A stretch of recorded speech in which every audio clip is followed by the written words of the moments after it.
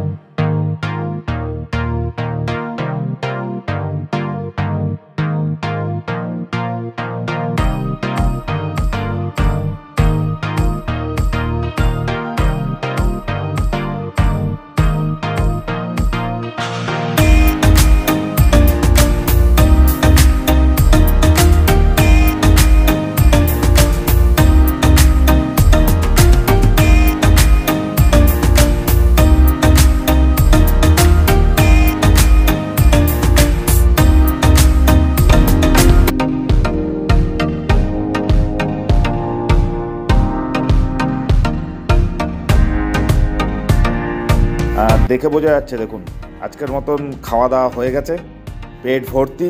এবার দাঁতটাকে একটু পরিষ্কার করে নিচ্ছে।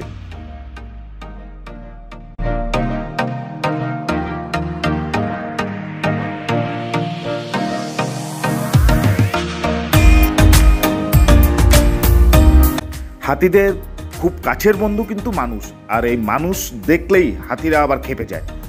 কারণ কি, এই যে রাস্তার পাশে টুরিস্টরা আসে যারা মানে ফরেস্ট সম্বন্ধে জানে না, নানা রকম আকার ইঙ্গিত, চিৎকার চেঁচামেচি হাতিদের দেখে করতে থাকে। চুপচাপ দেখলে কিন্তু খুব ভালো লাগে, কিন্তু দেখুন হাতিটা স্মেল নিচ্ছে, মানুষ এসে গেছে, ওরা বুঝতে পেরেছে যে আমার এখানে না থাকাটাই বেটার, ও এখনই পালিয়ে যাবে। দেখুন কিভাবে ও চলে যাচ্ছে।